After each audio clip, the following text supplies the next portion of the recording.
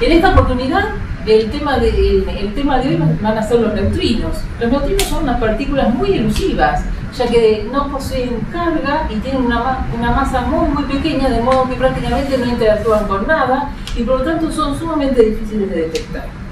Para hablar de este tema contamos con un experto en esta área, que es el doctor Alejandro Mariano.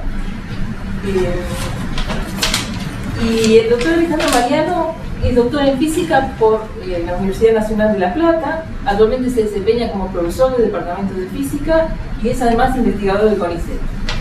Alejandro ha realizado investigaciones en el Centro de Investigación y Ciencias Avanzadas del Instituto Politécnico Nacional CIMESTAP en México, donde se desempeñó como investigador durante más de 2 años.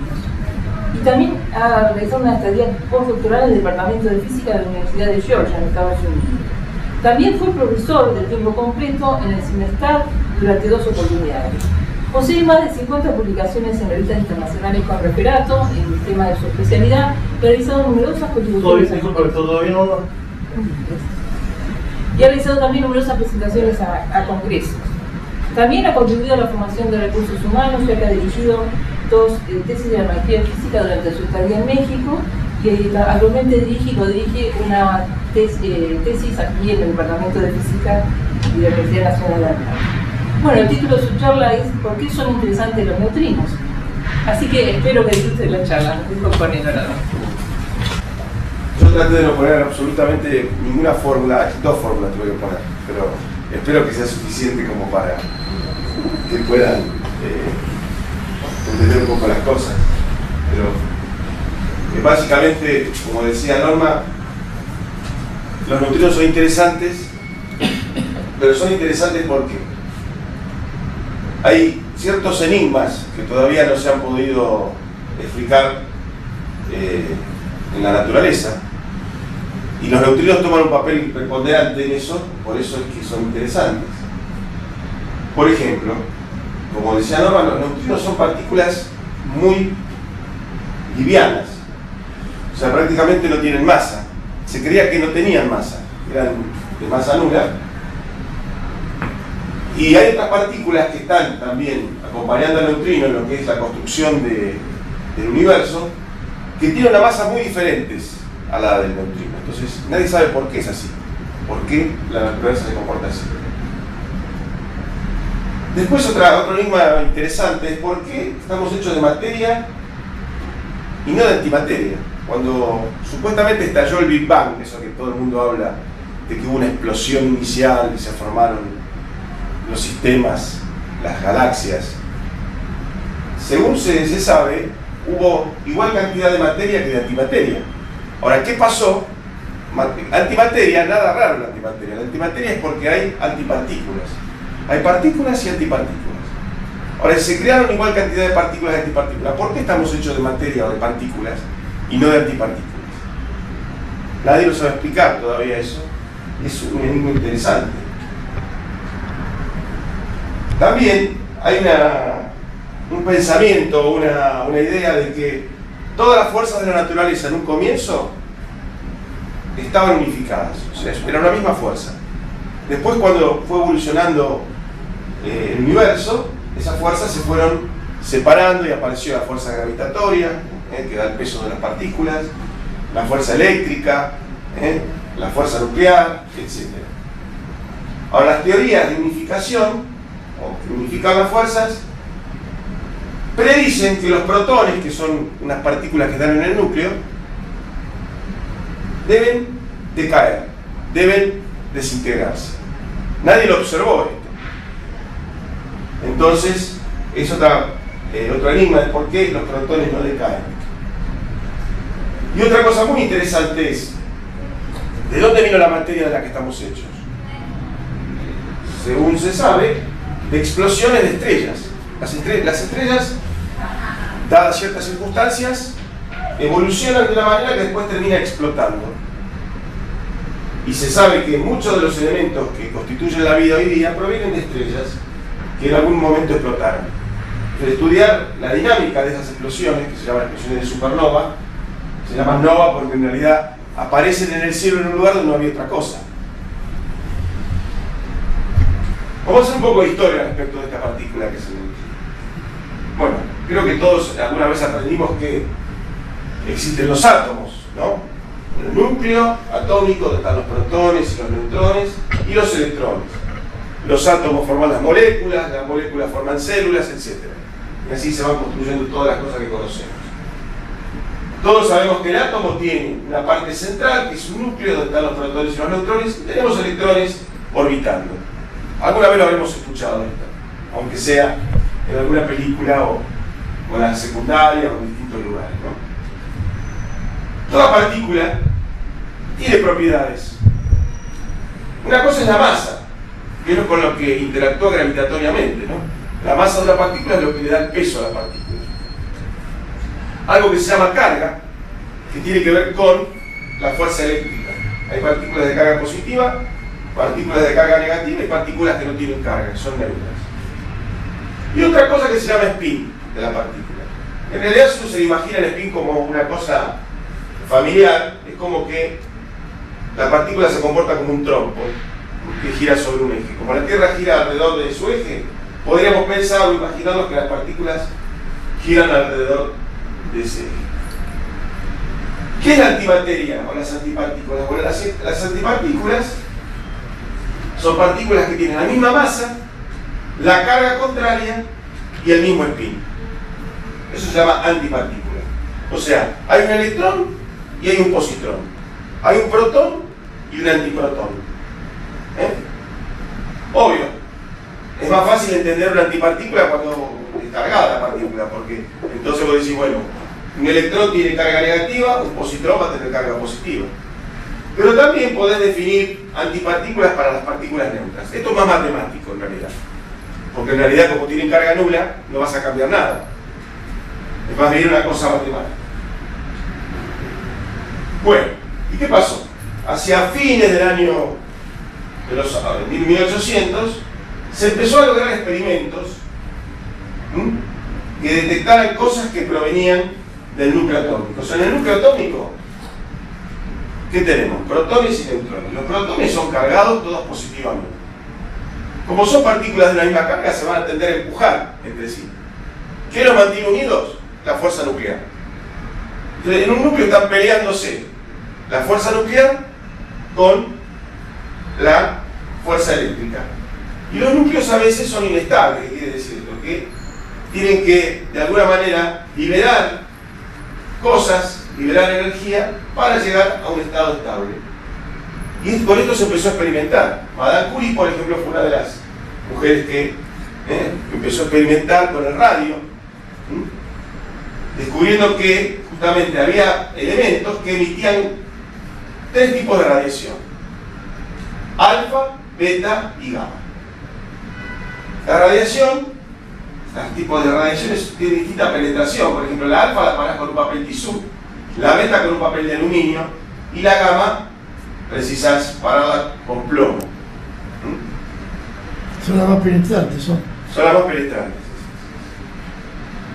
Nosotros nos vamos a encargar de la beta. ¿Por qué? Porque a partir de esa radiación beta que en un momento dado se detectó, es donde aparecen los neutrinos. ¿Qué es la radiación beta? La radiación beta básicamente es cuando tenemos un núcleo, por ejemplo como el cesio que yo puse acá, y evoluciona al bario y emitía un electrón. Lo que se pensaba que estaba sucediendo es que un neutrón de acá se transformaba en un protón y emitía un electrón. Es una forma de evolucionar. El problema es que si vos pensabas que lo que estaba pasando acá adentro era esto, no se conservaba, o sea, no podías conservar cosas que para los físicos son muy importantes que se conserven: la energía, la cantidad de movimiento. Entonces, ¿qué pasa? Solo detectaban esto las personas que estaban estudiando este experimento y les daba que no se conservaba la energía. Mala palabra para los físicos que no se conserva la energía. Entonces, ¿qué se les ocurrió hacer? Bueno, en el año 1930, Pauli dijo: mira, lo que está pasando en este decaimiento es que hay una partícula que no estamos viendo. Y postuló: existe una partícula adicional, no detectada, neutra, muy liviana, que después en el 33 Fermi la llamó neutrino.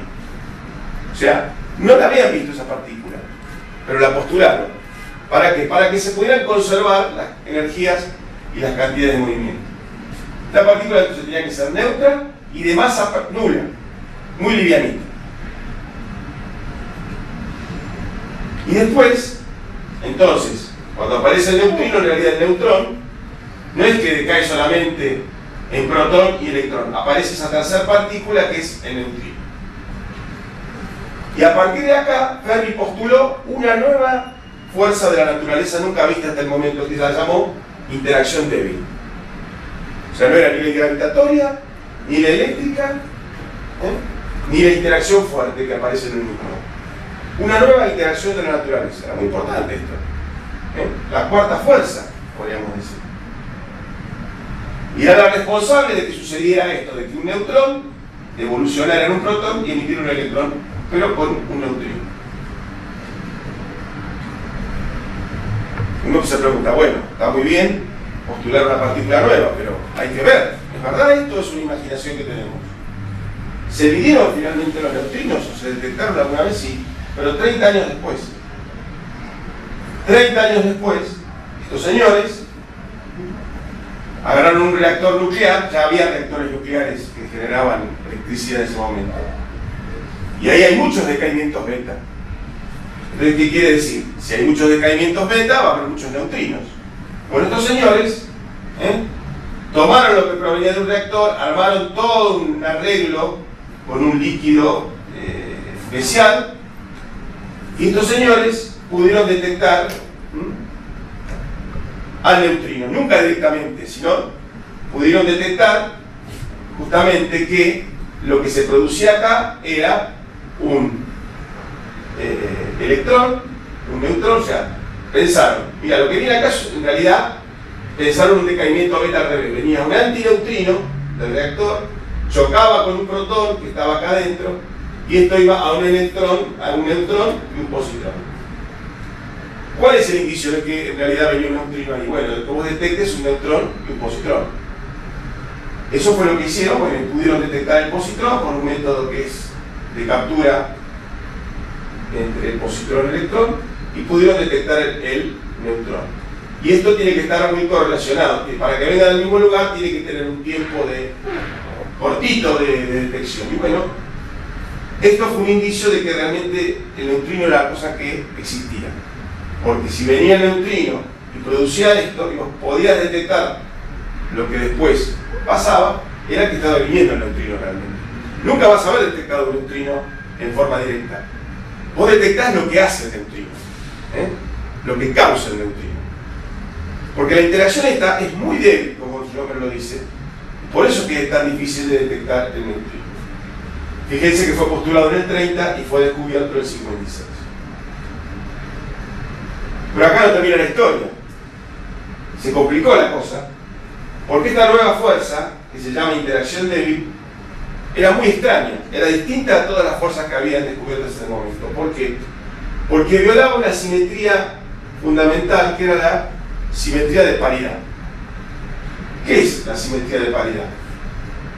Es imaginarnos que si existe nuestro universo, puede existir un universo especular del nuestro. O sea, que yo pongo un espejo acá, y lo que se refleja en el espejo, o lo que veo del otro lado del espejo, también puede existir. Las leyes de la física permiten que exista mi universo y el universo del otro lado del espejo. Y se pensaba que eso era algo normal, que podía suceder así. El problema es que se comprobó experimentalmente de que esto no es así. Que las interacciones débiles que producen el decaimiento beta no tienen esta simetría, violan paridad. ¿Y qué es eso? Bueno, digo, si vos tenés un experimento y lo reflejas en un espejo, si este experimento es factible, este también tendría que ser factible. Y los resultados que vos deberías obtener son los que se tienen del otro lado del espejo. El tema es que fueron a hacer el experimento, como acá lo ves, tomaron un núcleo, lo hicieron transicionar, midieron las partículas que salían, que era un antineutrino y un electrón, Lo reprodujeron y no les dio lo que estaba del otro lado del espejo.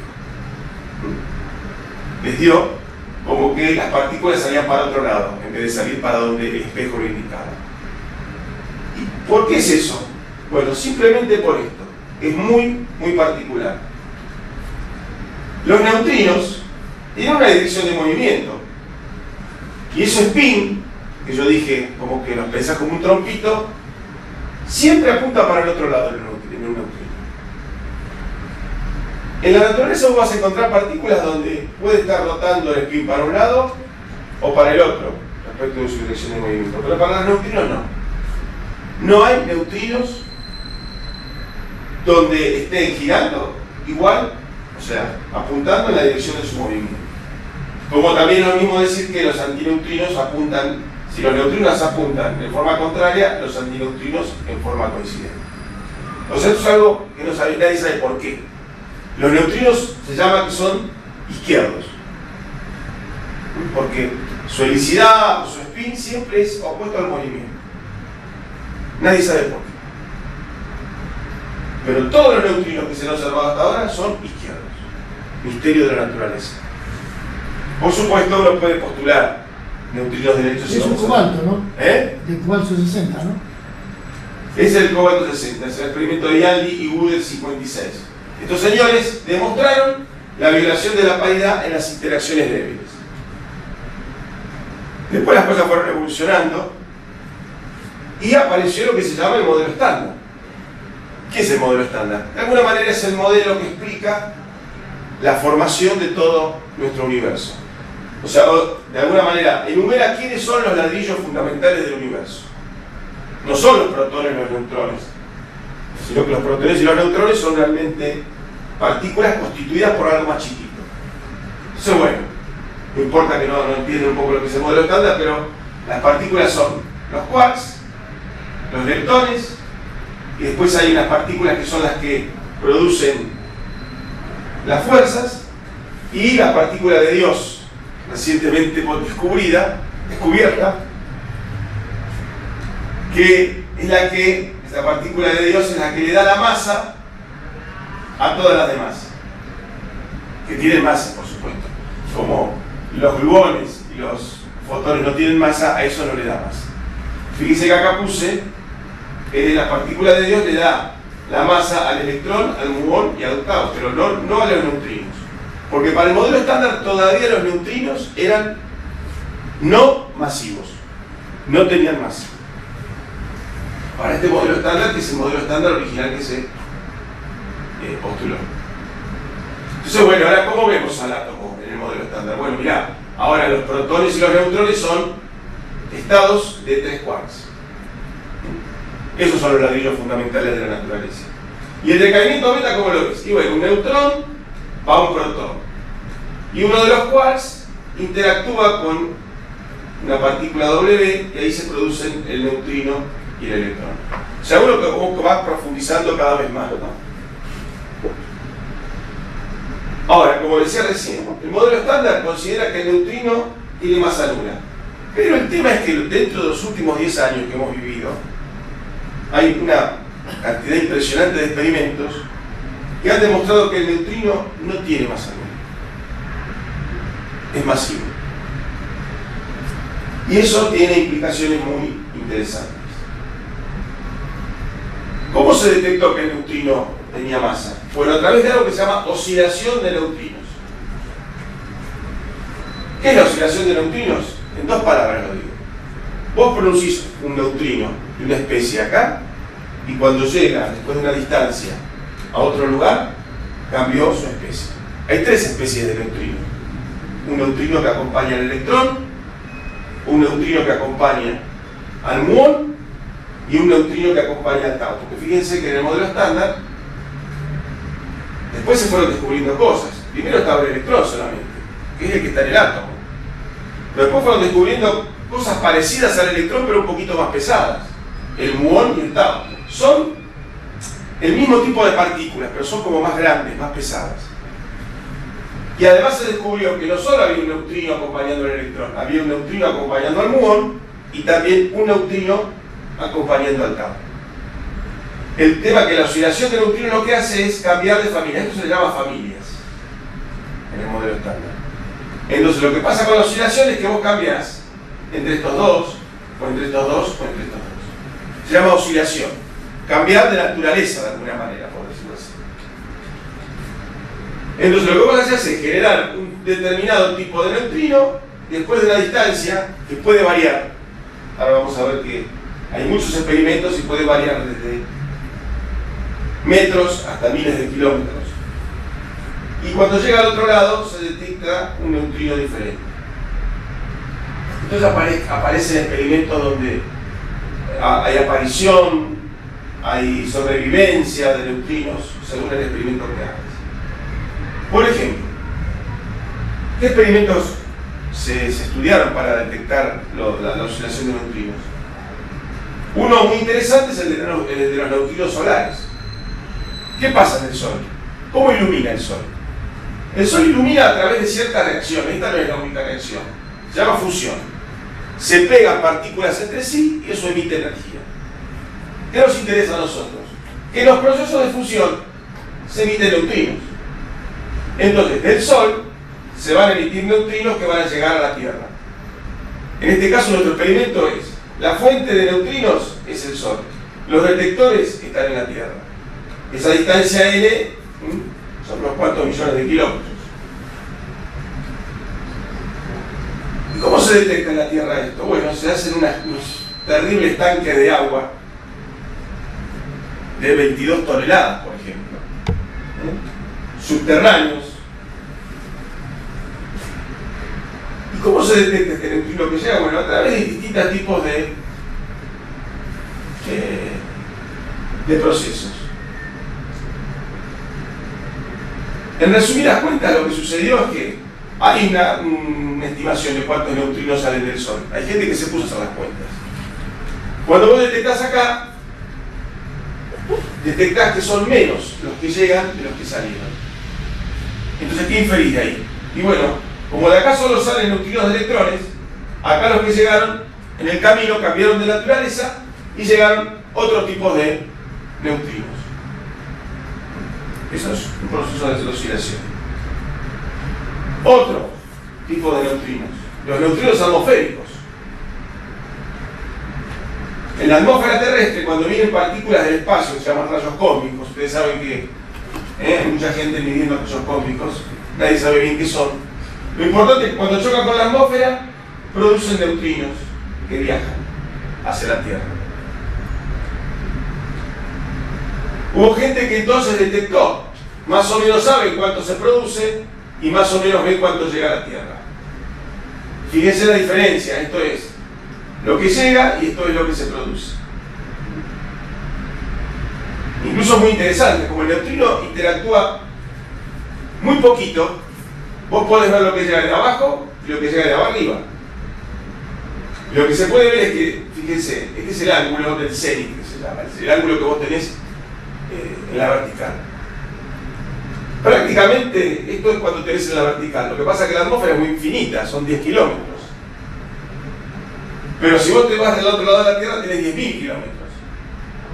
Tenés mucha más distancia para que los neutrinos viajen y oscilen. Por eso es que ves esto. De los neutrinos que vienen de abajo de la Tierra ves una oscilación mucho más importante de los que vienen de arriba de la Tierra. Atraviesan toda Atraviesan toda la Tierra. Porque los neutrinos atraviesan todo. Yo podría decir en este momento, nos están atravesando y uno podría asustarse. No te preocupes que no te van a hacer nada porque interactúan tan débilmente que no te pueden hacer daño. Pero que te están atravesando, te están atravesando. Entonces vos medís lo que viene del otro lado de la atmósfera de este lado, y lo comparás con lo que viene de este lado. Y lo que vos ves es esto, una diferencia. Entonces, también esto es un indicio de oscilación.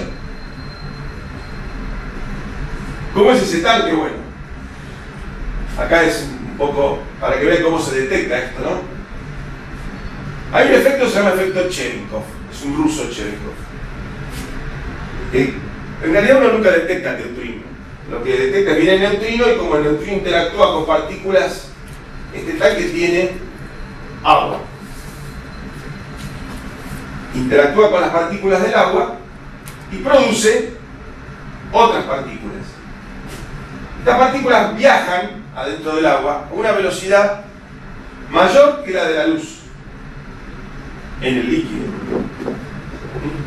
Nadie puede viajar más rápido que la luz en el vacío, pero sí, la velocidad de la luz en un líquido es menor que la velocidad de la luz en el vacío. Así que hay partículas que pueden superar la velocidad de la luz. ¿Y qué se ve? Se ve una luz azulada cuando sucede eso. Tú te armas un tanque con agua y un montón de fotomultiplicadores. ¿Qué quiere decir esto? De aparatos que van a detectar esa luz. Fíjense que acá está, el señor es el de Cosmos, el que últimamente está haciendo la serie Cosmos, está flotando acá adentro del ordenador vaciado para limpiarlo. Este es un detector, se llama Super Kamiokande, que está en Japón, digamos, ¿no? Entonces así se detectan los neutrinos. Tanques de agua, puede ser agua liviana o agua pesada. También otros experimentos que han armado son los de reactores. Tienes un reactor, en el reactor hay muchos decaimientos beta y se generan muchos neutrinos. Viajan esos neutrinos y los detectas. Fíjense acá los arreglos que se arman. Este es otro experimento que se llama CanLab, que está en Japón. Fíjense cómo se detecta. Estos se llaman detectores. Estos detectores que están acá se llaman de Cherenkov, estos se llaman cintilladores, son otro tipo de detector, ¿no? La verdad, la tecnología que se ha desarrollado para esto es la luz que emiten las partículas, se amplifica y después se arma un impulso eléctrico. No se van a pensar que igual son muchos eventos, son poquitísimos los que descubren, ¿no? ¿Por qué hay que hacer tanques tan grandes, de 22 toneladas? Porque son eventos muy raros. El neutrino interactúa muy poquito. Entonces, ¿por qué haces un tanque tan grande? Para favorecer a que eso suceda. Más agua tenés, más probable es que suceda eso. ¿Por qué se eligió agua y no otro líquido? Porque justamente en el agua se puede producir el efecto Cherenkov. A veces puede ser agua normal o puede ser agua pesada, según el experimento. Y a veces es agua con un líquido especial, que es un líquido fluorescente, que cuando llega una partícula emite un rayo luminoso también, que se llama algunos compuestos químicos. Y por último también se han fabricado experimentos donde los neutrinos se generan en aceleradores, como es por ejemplo el T2K, que conecta la ciudad de Tokai con la de Kamioka. En un lugar se generan los neutrinos, hay una manera de producir haces de neutrinos artificiales. Porque fíjense, en el caso de los neutrinos solares son los que salen del Sol. Los atmosféricos también son, digamos, los que producen los rayos cósmicos en la atmósfera. Y también tenemos los de los reactores, que son un producto secundario de la reacción en cadena, ¿no?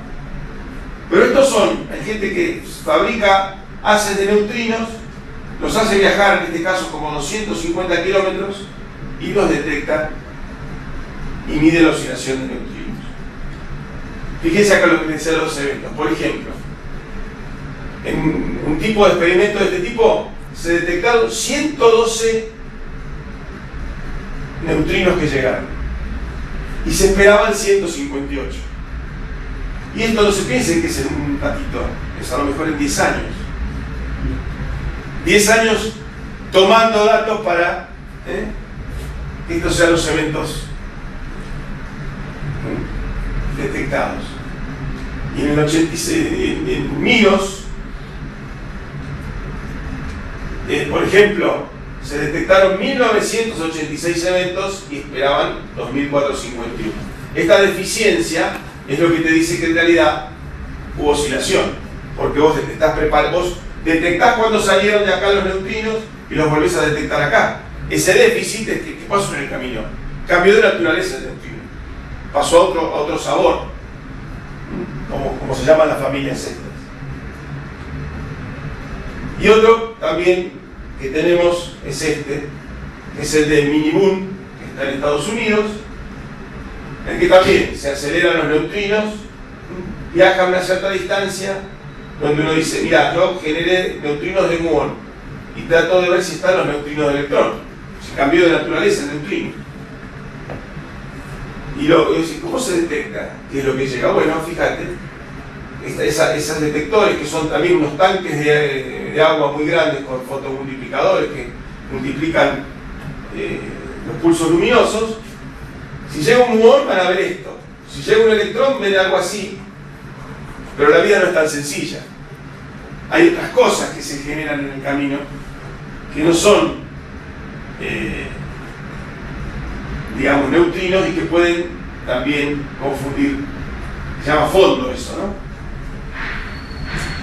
El problema ¿Fondo qué quiere decir? ¿Que hay como un ruido? es un ruido, son procesos secundarios que vos no sabes bien de dónde, o sea, sabés qué son, pero el problema es que pueden de alguna manera disimular o enmascarar el verdadero proceso. Entonces vos cuando estás contando cosas no querés contar de más ni querés contar de menos. El fondo lo que te lleva a hacer es contar de más de lo que, porque no provienen del proceso que vos querés medir.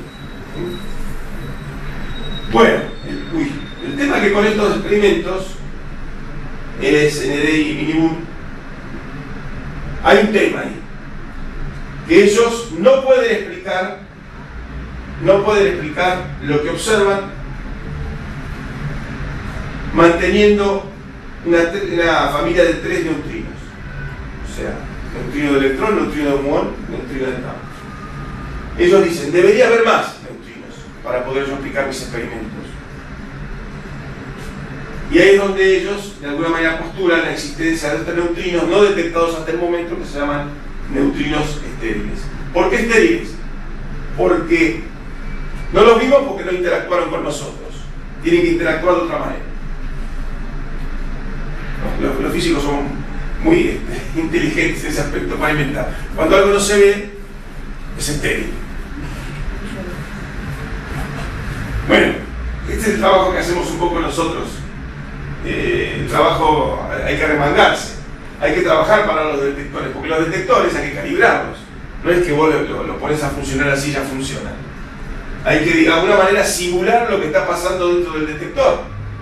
Y bueno, lo que pasa en el detector es que viene un neutrino, interactúa con alguna partícula del núcleo del agua, por ejemplo, de las moléculas de agua, y eso es todo un problema de cálculo bastante complicado, porque hay que ver qué modelo yo uso para ese núcleo, qué modelo yo uso para la interacción con los nucleones que están en el núcleo, cómo las partículas salen emitidas del núcleo. Todo eso hay que simularlo matemáticamente. ¿Para qué? Para meterles información a los detectores y calibrarlos. Porque si no, si vos no calibrás, nunca vas a tener, o le vas a indicar lo que tienen que realmente estar midiendo.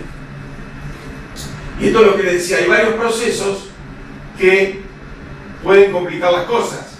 Este evento puede confundirse con este si vos, por ejemplo, no detectás, en este caso, esto que sale de este evento.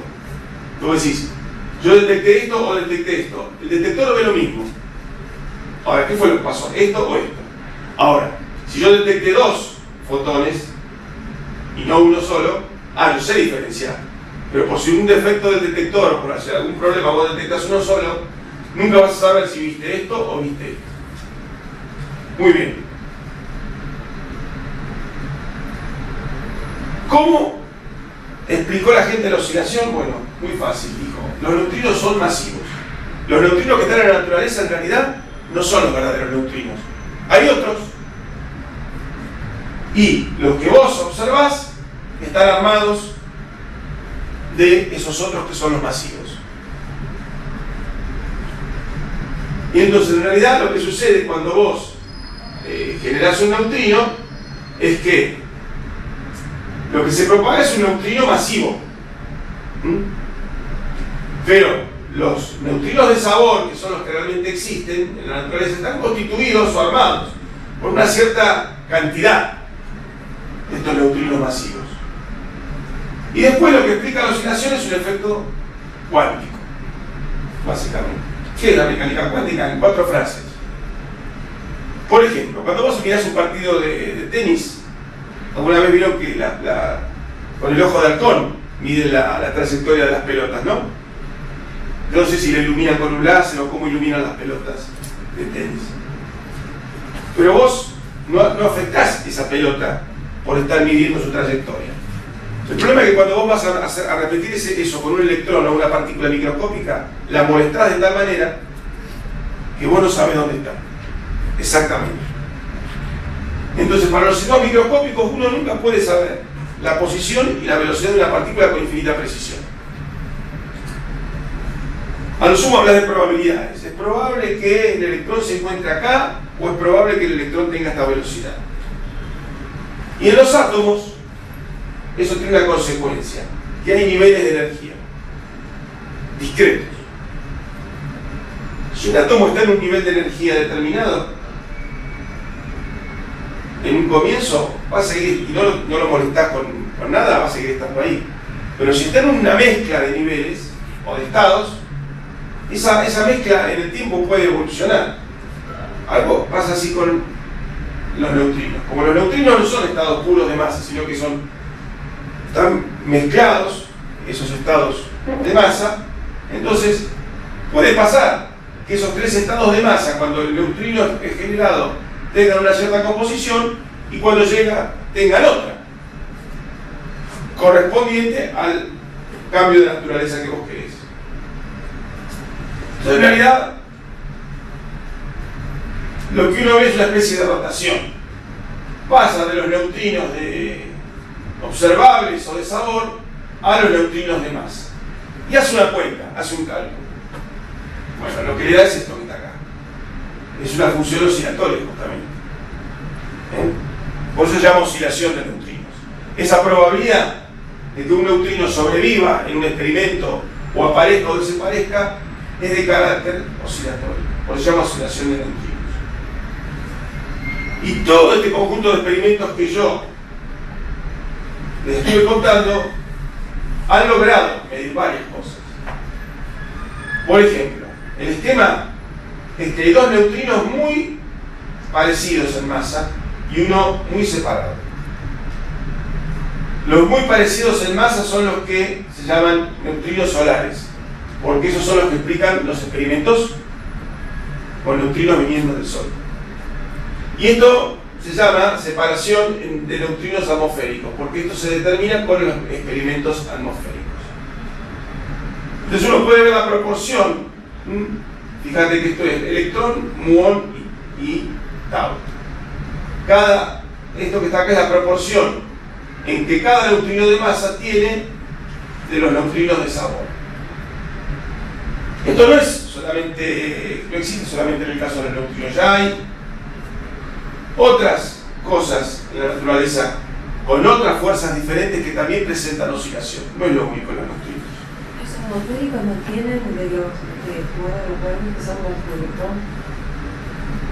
No, lo que yo digo es que a partir en realidad, esta oscilación de neutrinos depende de la separación de las masas entre los neutrinos masivos.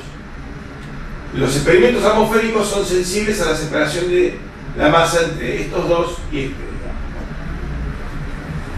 O sea, hay dos muy juntitos en masa y uno muy separado, pero el tema es que no se sabe si está arriba o está abajo.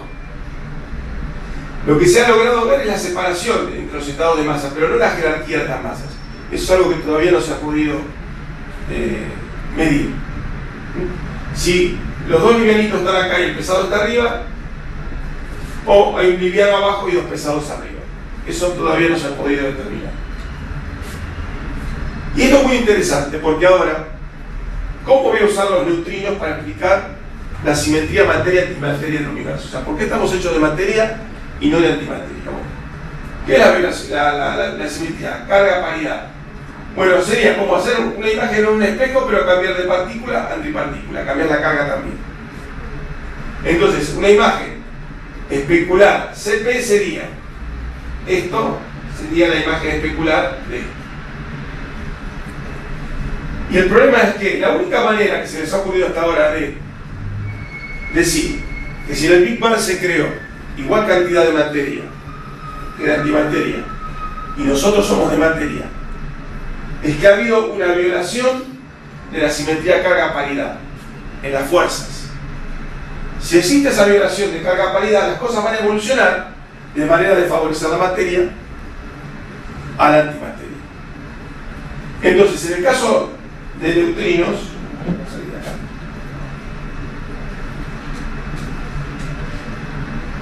puede ser así, ¿no?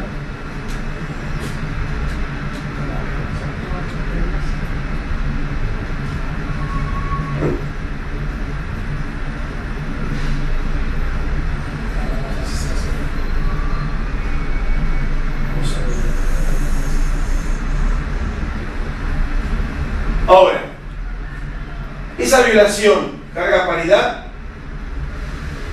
en el sector de la fuerza fuerte es muy pequeño, no alcanza para demostrar que haya materia y no antimateria. Entonces la pregunta es, ¿habrá en la oscilación de neutrinos una violación carga-paridad? Eso significaría que la probabilidad de que un neutrino se convierta de un neutrino alfa en un beta es distinta de la que un antineutrino alfa se convierta en un antineutrino beta. ¿Por qué? Porque este proceso es la imagen especular CP de este de acá. Si vos me dices eso, decís, realmente la interacción débil también viola CP. Lo que se ha visto es que esto solo es posible si los tres neutrinos, si digamos son tres neutrinos los que hay masivos y además están separados en masa. Otra cosa que yo les decía, que también no se sabe de los neutrinos. Los neutrinos pueden ser distintas su partícula a antipartícula, o puede ser la partícula igual a la antipartícula. Y esto no es, digamos, trivial, en el sentido de que si uno asume que la partícula es igual a la antipartícula, se pueden realizar experimentos, se llama decaimiento beta doble, donde los neutrinos no se emiten, porque ¿qué pasa? Si vos emitís un antineutrino de acá, lo podés absorber acá, cosa que no podrías hacer si la partícula es distinta de la antipartícula. ¿Para qué sirve esto? Este experimento, que también es rarísimo, que es muy bajo, de muy baja probabilidad, te sirve para determinar la masa de los neutrinos. Porque estos experimentos de oscilación, para lo único que te sirve es para determinar la separación entre las masas, pero no la masa de cada neutrino. Nadie sabe cuánto es la masa del neutrino. Pero estos experimentos hasta ahora la acotan, porque nadie observó un decaimiento beta doble. Entonces, de la no observación, vos podés decir, bueno, mira, no se observa, entonces la masa del neutrino tiene que ser menor que tanto. Bueno, y lo que decía hoy, puede haber neutrinos derechos. Nadie los observó todavía, pero pueden ser estériles. ¿Qué quiere decir? Que no interactúan de la forma usual, pero que están presentes en la naturaleza.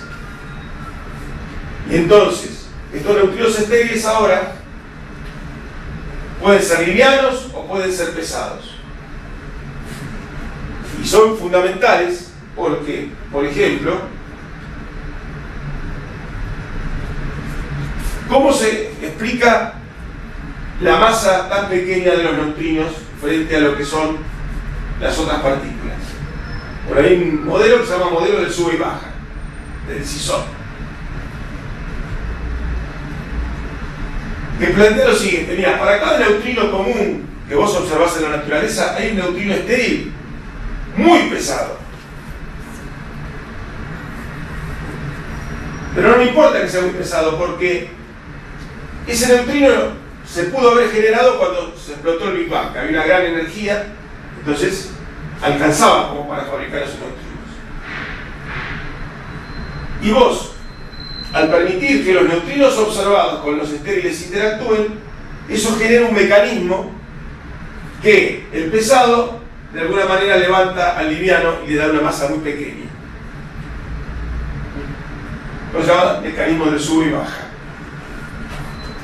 Y además, estos neutrinos estériles que estaban cuando comenzó el universo tenían que decaer. Y realmente si se viola la simetría carga-paridad, que es lo que mencioné previamente, esto explicaría que de alguna manera el universo se pobló más de un tipo de partículas que de su antipartícula. Y eso se llama leptogénesis. Es un mecanismo que se inventaron para explicar, o esto podría explicar la simetría entre materia y antimateria. Pero el tema es que lo que se observa ahora, hoy día en nuestros experimentos, es esto es lo que hay que observar. Si no se observa violación carga-paridad, estamos muertos, no podemos postular que se viola carga-paridad si no lo medimos. Entonces, lo que sí podemos hacer en nuestros experimentos es medir esto. En los experimentos de oscilación se puede ver si esto es igual o no es igual a esto. Todavía no se ha podido medir eso. Porque si esto sucede, entonces ahora esto podría suceder también, y eso sería una explicación posible de que estemos hechos de materia y no de antimateria. Otro elemento interesante es, como yo les mencionaba al comienzo, el de la unificación de las fuerzas. Si las fuerzas en un comienzo, cuando arrancó el universo, estaban unificadas, los modelos que hacen eso indican que el protón debería decaer. Pero nadie observó el decaimiento de un protón. Lo que se está haciendo en este momento es construir detectores, porque hay un decaimiento, hay varias formas de descarga. Esto es un protón constituido por 3 quarks. Hay un decaimiento que contiene neutrinos como producto. Entonces, si uno pudiera digamos, detectar este tipo de decaimiento, uno podría inferir que el protón se desintegró en otras cosas. Entonces, hay mucha gente fabricando detectores para medir este decaimiento. Y por último, el problema de las supernovas. Ustedes saben que la supernova es una explosión de una estrella que se visualiza en un lugar en la esfera celeste donde no había nada. ¿Qué sucede con las estrellas? Las estrellas funcionan por un mecanismo que se llama fusión. O sea, los elementos más livianos de una estrella se van fusionando y se va acumulando en el carozo de la estrella los elementos más pesados. Cuando llegan a una masa que es más o menos de 1,4 masas solares de nuestro Sol, ahí hay un problema. ¿Por qué? La gravedad trata de comprimir hacia el centro. Mientras había una combustión de fusión, la cosa estaba equilibrada. Cuando se agota el combustible, quiero decir, ya empezó a fusionar y se va agotando el combustible fusionable, la estrella colapsa, se va hacia su centro. Entonces, hay un primer proceso que es colapso del núcleo de la estrella, donde emite luz y emite neutrones. Después, en el carozo de la estrella, empiezan a haber como decaimientos beta, y se emite una cantidad de neutrinos impresionante que se llama neutrinósfera, que va hacia afuera. En un momento dado, la contracción se encuentra con la neutrinósfera y se produce el estallido de la supernova. Esto es más o menos lo que va sucediendo, ¿no? Tenemos primero... ¿Y si hay un agujero negro por ahí cerca? No sé qué puede pasar. Del agujero negro no se escapa nadie, es lo único que puedo decir. Pero lo que es lo importante es que hay un proceso de una estrella que la estrella va colapsando donde se emiten neutrinos. Esos neutrinos llegan acá.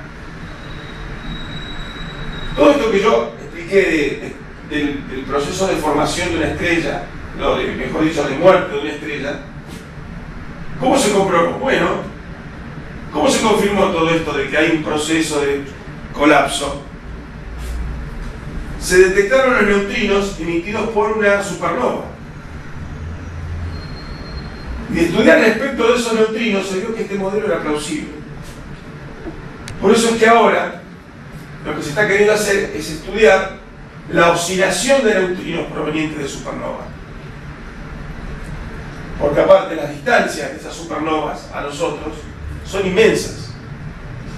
O sea, miles de millones de años luz. Como la oscilación de neutrinos depende mucho de la distancia de la fuente al detector, tenemos mucho tiempo para que ese neutrino siga. Y también se va a poder obtener mucha información de los neutrinos de supernova. Entonces, como pueden ver, si bien todo el mundo habla de la máquina de Dios, y eso es muy popular, es probable que no haya mucho que hacer más con la máquina de Dios. En realidad lo que se descubrió es una cosa sola, es esa partícula misteriosa que es el bosón de Higgs, que era importante porque era como lo que faltaba para completar el esquema. Pero hay muchas otras cosas que no se pudieron descubrir con la máquina de Dios. La física de neutrinos es un campo de mucha actividad actualmente. O sea, se va a construir un experimento donde se van a disparar neutrinos, va a viajar como 1700 kilómetros y se va a detectar en una mina en Estados Unidos, donde la precisión de ese experimento va a ser tan grande que muchos de los interrogantes que tenemos acá, de qué tipo de partículas son, de cuánto es la masa de los neutrinos de supernova y ese tipo de cosas, se van a poder realmente aclarar. Por eso, digamos, yo diría que los neutrinos son interesantes porque son mensajeros de un montón de procesos que tienen que ver con el estado actual de nuestro universo, con lo que era el universo hace miles de millones de años cuando se creó y de lo que va a pasar con el universo. Acá estamos viajando en el tiempo, pero no viajando en el tiempo como en las películas de ciencia ficción, ¿no? Te están llegando neutrinos a lo mejor, o partículas del comienzo de la evolución estelar. Tenemos experimentos a tiempo real de cosas que suceden ahora, y todo esto puede marcar lo que va a suceder con el universo en forma futura. Ustedes saben que, según dicen los astrofísicos, lo que se ha observado de materia del universo es una parte mínima. Hay mucha materia en el universo que no se ha observado. Y se postula que será esa materia, que se llama materia oscura. Muchos dicen son neutrinos. Y muchos dicen son otras partículas que, para que postularlas, porque nadie las observó. Pero bueno, creo que el neutrino es, por lo menos, una partícula bastante interesante.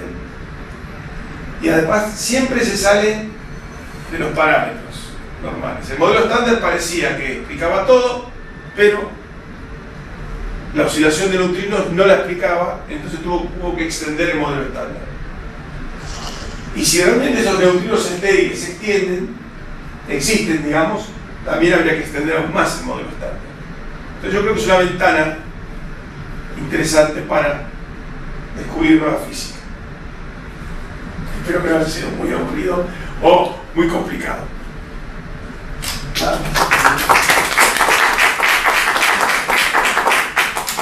¿Preguntas? Doctor, esta teoría estándar, ¿cuándo se inició?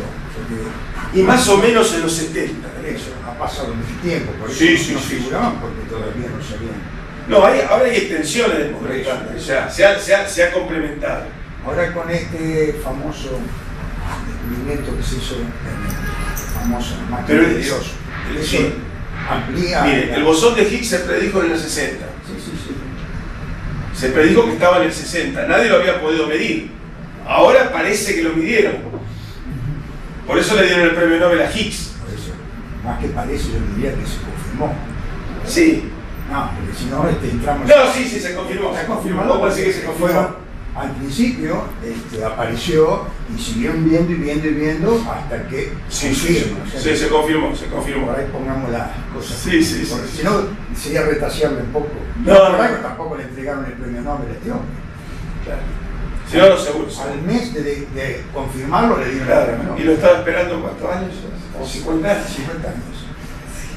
De La ingeniería se hecho, puede uno concentrar de los mucha cantidad de descubridores ya neutrinos había fallecido. para crear una máquina. Sí, perdón, es impresionante que la idea de esta gente, ¿no? La creatividad, que postularon una cosa y tan adelante se pudo detectar, ¿no? Lo importante de este hombre, que es el Higgs. profesor de física, Higgs, pudo estar en el momento en el que se empezaron a ver en el Sí. acelerador Claro, porque vivían todavía. colisionador de protones. Claro.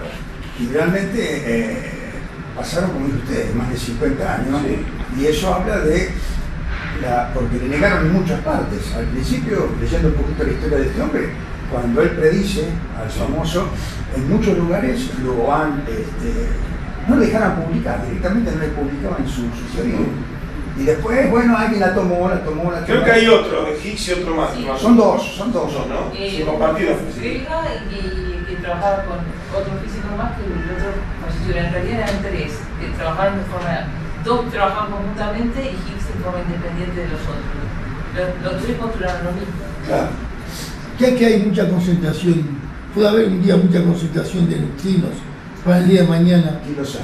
con muchos problemas técnicos que hay, lograr crear una máquina que nos lleve a las estrellas, ¿o no? No, pero los neutrinos, como dijimos, son unas partículas muy poco interactuantes, digamos. O sea, como que no molestan mucho. Pero, por ese lado también viene su interés, porque al no molestar mucho, a lo mejor es donde más se pueden cargar las cosas.